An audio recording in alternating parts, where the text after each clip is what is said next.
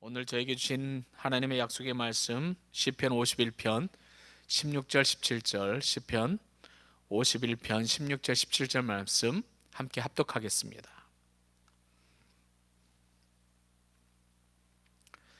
주께서는 제사를 기뻐하지 아니하시나니 그렇지 아니하면 내가 드렸을 것이라. 주는 번제를 기뻐하지 아니하시나이다. 하나님께서 구하시는 제사는 상한 심령이라. 하나님이여 상하고 통회하는 마음을 주께서 멸시하지 아니하시리이다. 아멘. 패러독스라는 말이 있죠. 도저히 이해가 안 되는 거죠. 말도 안 되는 이야기가 우리에게 많습니다. 특별히 시편 119편 71절에 보면 고난 당하는 것이 우리에게 유익이라고 말씀하십니다. 고난이 유익일까요? 심지어는 바울서다 이렇게 고백을 해요. 골로새서 1장 24절에 나는 이제 너희를 위하여 받는 괴로움을 기뻐한다. 괴로움은 고통스러운 것이죠. 그래서 우리는 화를 내거나 짜증을 내거나 원망하거나 불평을 하는 것이 common sense, 상식이에요. 그러나 성경에서는 뭐라 말씀하시냐면 고난이 우리에게 유익이고, 심지어는 바울 사도가 이야기하는 것처럼 골로새 교회 성도들 위해서 고난 당하는 것을 기쁘게 받는다라고 이야기를 합니다. 누가복음 9장 24절에 보면 누구든지 나를 위하여 제 목숨을 잃으면 구원한다. 예수님께서 말씀하세요. 여러분, 요즘 코비드-19에서 사람들이 죽는 거에서 두려워하잖아요. 누가 죽고 싶어 하냐고요. 살고 싶어서 바둥바둥 거리잖아요. 그래서 남들보다 더 잘 살려고 사재기를 하고 남들보다 더 오래 살려고 여러 가지 방편을 쓰잖아요. 어떤 사람은 하루에 몇 첨을 면반물 하는 보트를 빌려서 바다에 떠 있대요. 코로나가 다 사라질 때까지 거기에 살겠다는 것이에요. 그런데 성경은 뭐라고 말씀하세요? 예수님을 위하여서 죽으면 구원을 받는다고 하시네요. 이 세상에서 많은 사람들이 종교를 선택합니다. 종교를 선택할 때는 뭘 생각하고 선택하냐면 내가 좀 잘 살고 행복하고 좀 부유하게 살고 이러려고 종교를 선택해요. 그러나 기독교는 그렇게 가르치지 않고 있다는 것이에요. 너희가 구원 받으려면, 영원히 살려면 먼저 죽어야 된다라는 이상한 패러독스를 가르칩니다. 로마서 6장 8절 말씀 보세요. 우리가 그리스도와 함께 죽었으면, 우리가 예수님과 함께 죽지 않으면 어떻게 된다고요? 살 수가 없다라고 말씀하시는 거예요. 여러분이 죽어야 된다는 것이에요. 이 세상에 살면서 누가 죽고 싶겠어요? 그러나 예수님께서 말씀하세요. 죽어야만 산다라고. 여러분이 예수님과 함께 죽으셨습니까? 마가복음 2장 17절 말씀에 보면 예수님께서 또 이상한 말씀 하나 하세요. 내가 선한 사람을 찾으러 온 것이 아니고 죄인을 부르러 오셨다는 거예요. 이것도 말도 안 되는 일인 거예요. 우리가 예배를 드릴 때 이런 생각을 하죠. 예배는 거룩하게 드려야 되고 깨끗하게 드려야 됩니다. 그래서 예배 드릴 때 깨끗하거나 거룩하지 않는 사람은 예배를 드릴 수 없다라고 생각을 하죠.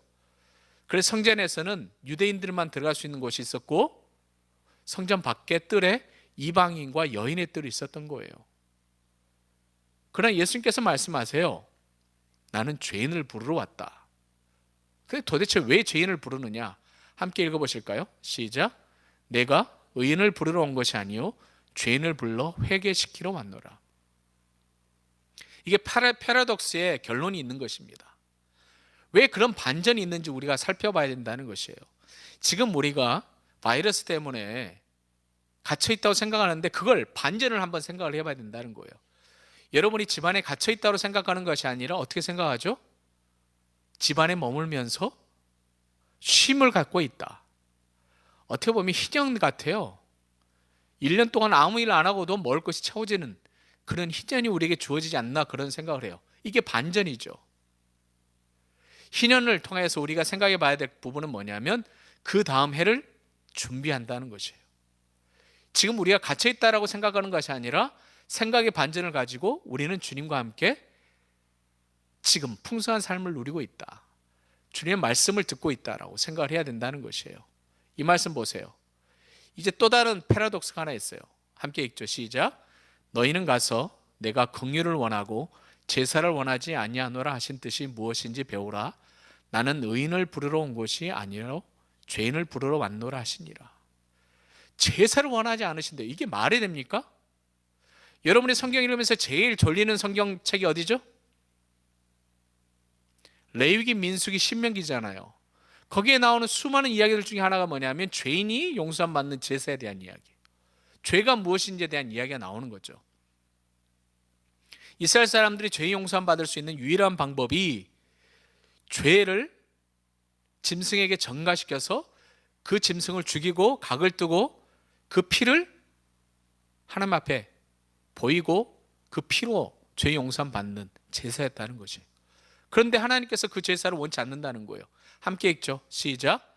주께서는 제사를 기뻐하지 아니하시나니 그렇지 아니하면 내가 드렸을 것이라.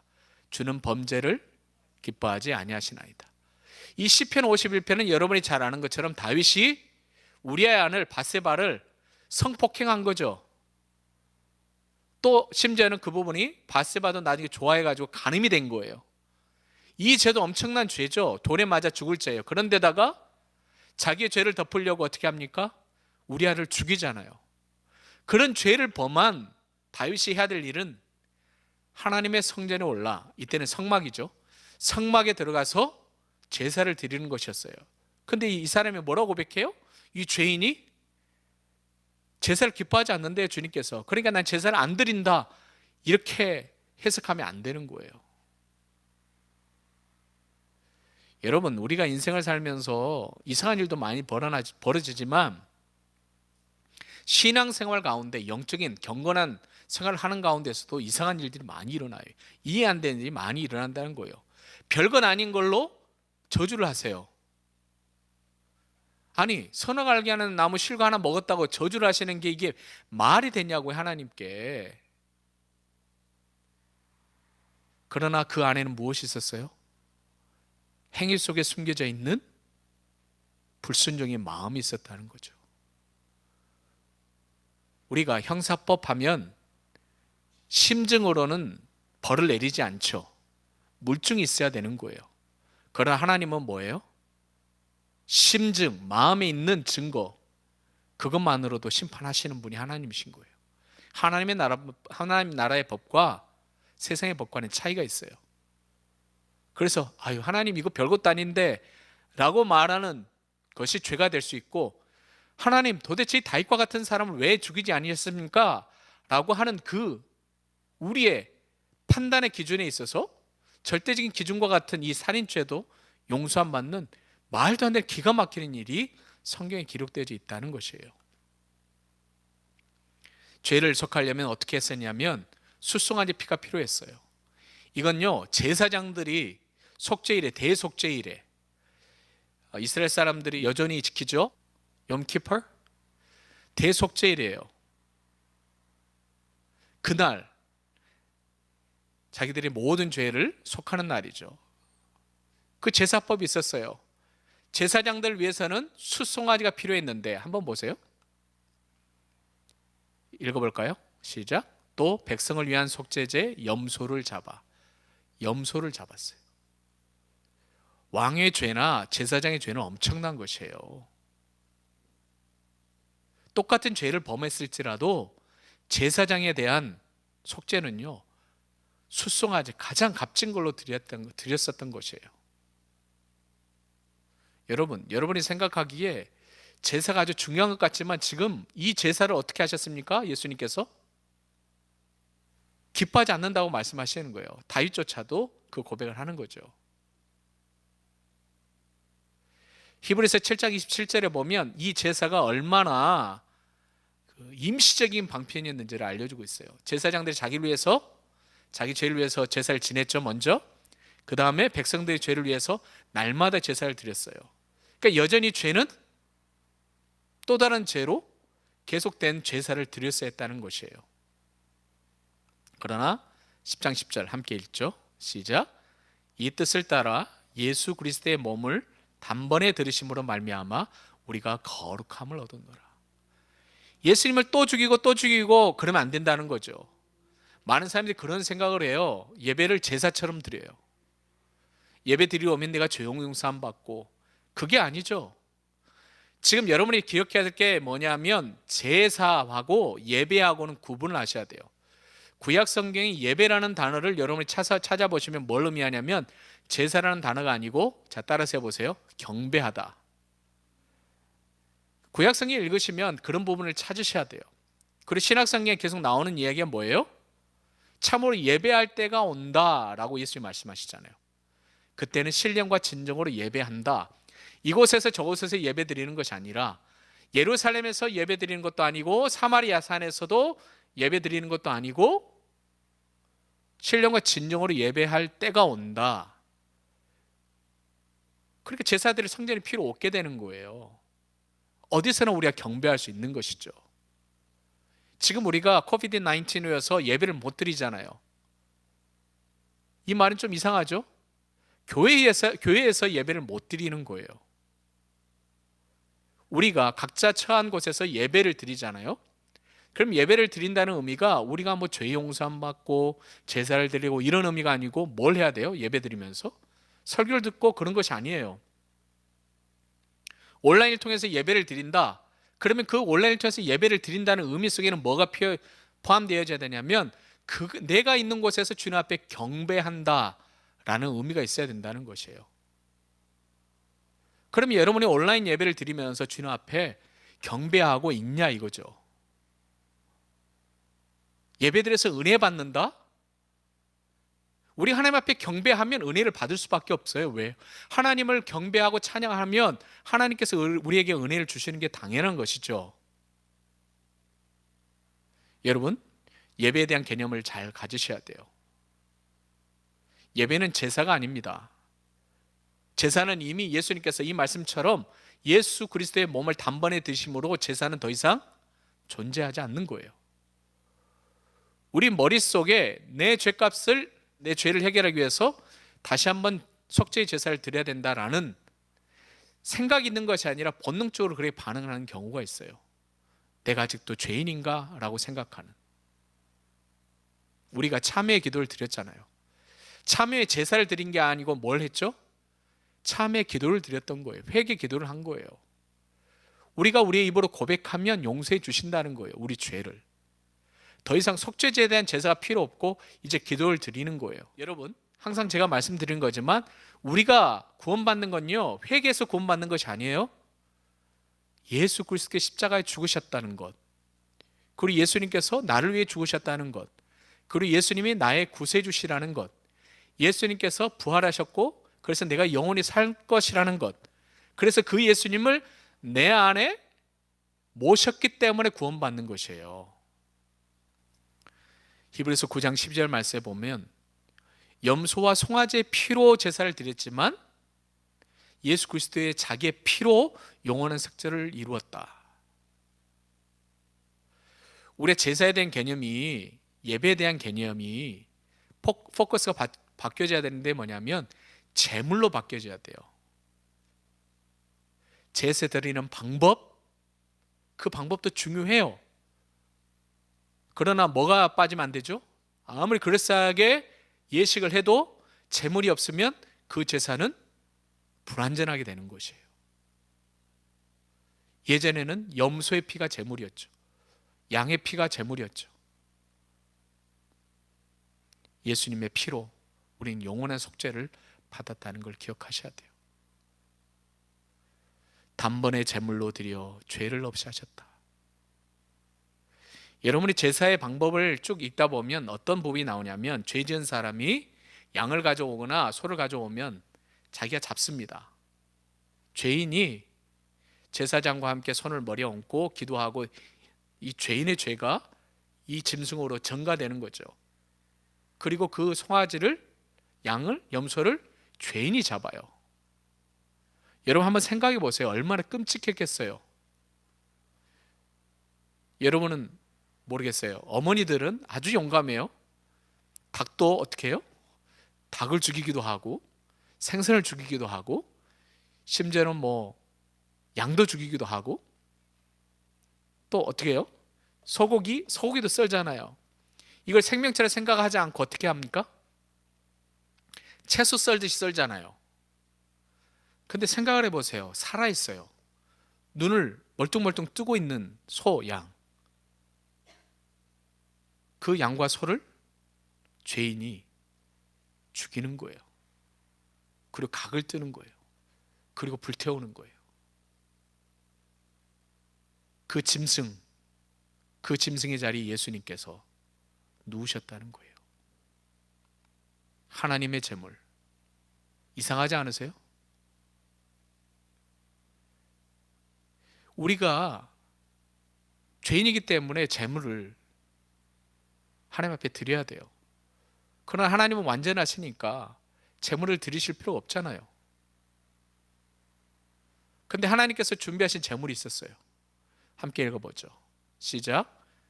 아브라함이 이르되 내 아들아 번제할 어린 양은 하나님이 자기를 위하여 친히 준비하시리라 하고 두 사람이 함께 나아가서. 우리 성경에 보면요, 속죄를 위한 제물도 있지만 화목제, 그리고 감사드리는 감사제, 죄와 상관없이 하나님께 우리의 마음을 바치는 마음으로 드리는 헌물들이 있어요. 아브라함을 부르셨어요. 그리고 네 아들을 바쳐라, 제물로. 이게 속죄제, 속건제, 화목제, 이게 중요한 게 아니에요. 지금 누가 죽게 된 거예요? 이삭이 죽게 된 거잖아요. 아브라함이 하나님께서 준비하실 거다, 이삭에게 말을 했습니다. 어떤 것을 준비하셨죠? 순양을 준비했어요. 수풀에 걸려 있는 순양.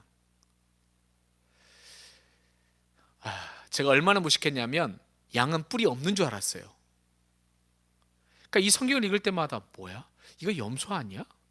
왜 뿔이 걸려 있지? 제가 여러분 페이스북에 올렸던 양 보셨죠?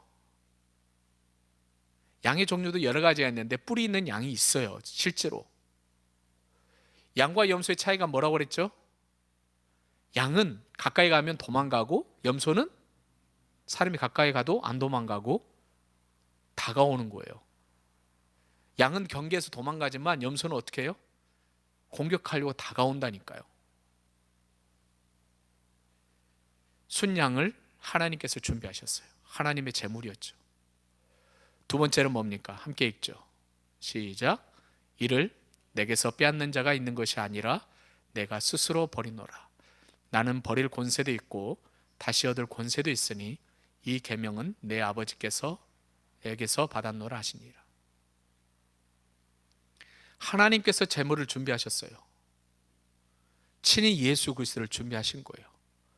그리고 하나님이신 예수님께서 제물로 죽으셨어요. 이것은 너희를 위하여 주는 내 몸이라. 오늘 고난주일이죠. 보통 종료주일로 이야기하죠. 그러나 이 말씀을 준비하면서 어떤 생각을 했냐면, 종료주일, 종려나무를 흔들며 호산나 외치며 왕으로 오신 예수님을 맞이했지만 실은 오늘부터 시작되는 이 고난의 길, 하나님의 제물이셨던 예수 그리스도, 그 예수 그리스도를 기억하기를 바라는 마음에 고난주일로 보냅니다. 또 하나의 제물 한번 보시자고요. 함께 읽죠. 시작. 하나님께서 구하시는 제사는 상한 심령이라. 하나님이여 상하고 통회하는 마음을 주께서 멸시하지 아니하시리로다. 여러분 영어 성경을 보거나 원어 성경을 보면 뭐라고 표현되어 있냐면 The sacrifice of God이에요. Are broken spirits. 하나님의 희생 제물들은 상한 심령들이다. 하나님께서 구하시는 제사는 상한 심령이라는 이 말씀이 원래 원어에는 하나님의 희생 제물은 상한 심령이다.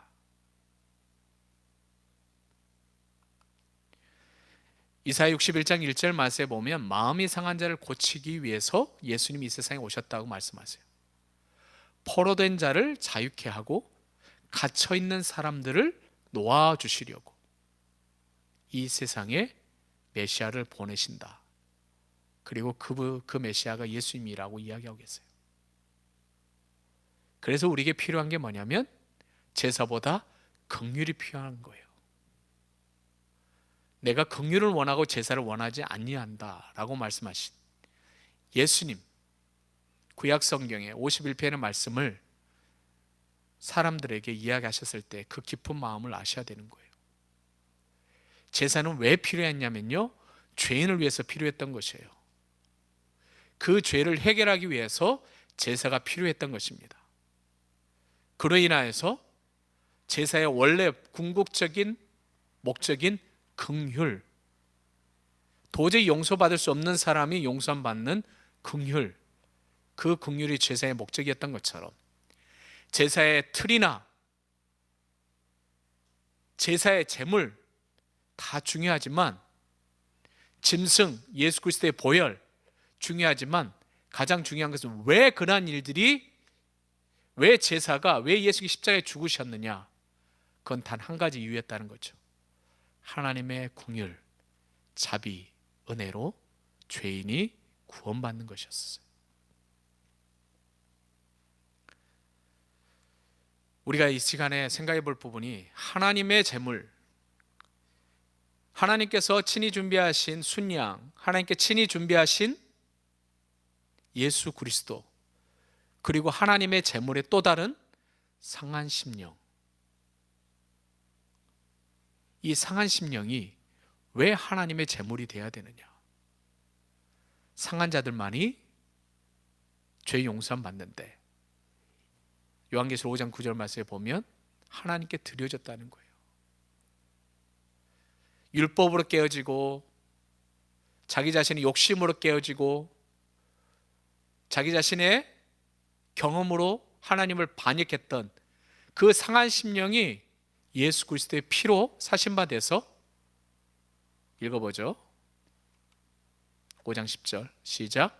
그들로 우리 하나님 앞에서 나라와 제사장들을 삼으셨으니 그들이 땅에서 왕노릇 하리로다 하더라. 이제는 우리에게 죄인이라고 부르시지 아니하시고 제사장이라고 부르셨어요. 제사장 이름 뭔지 볼까요? 2장 9절 말씀, 베드로전서 함께 읽겠습니다. 시작. 그러나 너희는 택하신 족속이요 왕같은 제사장들이요 거룩한 나라요 그의 소유가 된 백성이니 이는 너희를 어두운 데서 불러내어 그의 기이한 빛에 들어가게 하신 이의 아름다운 덕을 선포하게 하려 하십니다. 제사장이요, 우리가 생각하기에 그런 것만 항상 생각을 하죠. 제사 드리는 사람, 제사장. 그러나 그렇지 않죠. 여러분이 잘 아는 에스라가 제사장이었습니다. 근데 에스라가 한 일이 무엇이었냐면 하나님의 말씀을 풀어 해석해주고 그들에게 하나님의 약속의 말씀을 전했어요. 우리는 제사장입니다. 이제 제사 드리는 제사장이 아니고 어떤 일을 하는 제사장이냐면 하나님의 기이한 빛, 예수 그리스도의 생명의 빛, 그 빛을 온 세상에 전하는, 말씀을 전하는 제사장이라는 것입니다. 하나님의 제물, 도저히 하나님이 받지 못할 제물, 어떻게 보면 하나님이 싫어할 제물, 흠 많고 죄 많은 제물, 그 상한 심령을 하나님께서 당신의 제물이라고 보시면서 흠양하셨습니다. 그리고 그 제물을 받으시고 우리를 버리지 아니하셨습니다. 상하고 깨진 마음을 멸시치 아니하셨다고 하셨어요. 이 고난주간 이제 우리가 해야 될 일은 무엇입니까? 더 이상 하나님의 제물은 존재하지 않습니다. 제사로 이제 이미 다 끝이 났습니다. 다윗의 고백처럼 그조차도 알고 있었죠. 제사가 얼마나 불완전한지. 다윗은 그가 고백했던 것처럼 상한 심령을 찾으시는 하나님, 그 상한 심령을 예수 그리스도 그 보혈의 피로 회복하여서 거룩하게 하신 하나님의 사람으로서 살아가기로 합니다. 하나님 아버지, 하나님의 재물, 우리의 상한 마음을 드리오니 받아주시고, 이제는 구원받은 자로 예배 후의 삶을 잘 살아갈 수 있도록 주님 인도하여 주시옵소서. 주님께서 허락하신 대로 이 땅에 저희를 잠깐 머물게 하였는데 행여 우리의 욕심대로 하나님을 배신하지 않도록 도와주시고, 우리를 위하여 십자가에 죽으신 예수 그리스도를 생각하며 고난이거나 고통이거나 환난이 있을지라도 죽음을 두려워하지 않고 예수 그리스도를 위해 죽어야만 산다는 것을 우리가 기억할 수 있도록 마음속 깊이 간직할 수 있도록 도와주시옵소서. 예수님의 이름으로 기도합나이다.